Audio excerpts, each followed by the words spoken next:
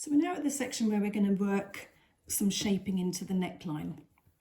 You will see here's the front, and I've got quite a low neckline that goes into the colour work, and at the back it's a deeper section, and this is because we're using this technique of German short rows where we're going to be working back and forth in rows, adding stitches as we go to create this depth, and then when we've reached the right number of stitches we can then continue the pattern and go back to working in the round.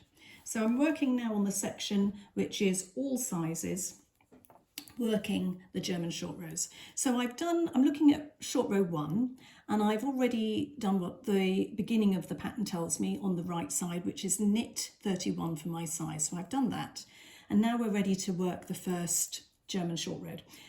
The first step is to turn. So I'm literally going to turn my work right over. And as I do that, this is step 1, make sure that the working yarn is still sitting at the front of my work. So my yarn is there. So that's step 1.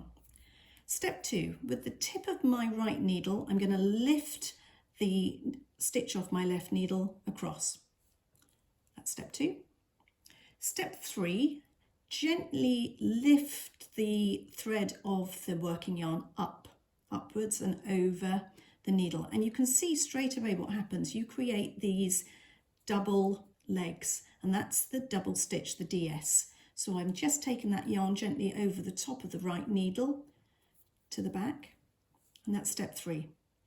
Now step 4, I need to do one more step because I want to be able to pull these stitches back along, so my working thread needs to come back to the front. So I come through the middle of my needles, step 4, it's now sitting at the front again.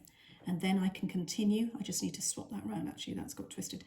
I can now continue purling along back, as it says on the pattern, back to the BOR, which is the beginning of round marker. So I'm just going to then continue along, purling back all the way back down my 31 stitches. When I get to the marker, I then slip the marker, and then I'm going to continue on that pattern, and it says purl 30 stitches, and that will take me to the end of short row 1, where I will have continued doing my 30 stitches and then turn.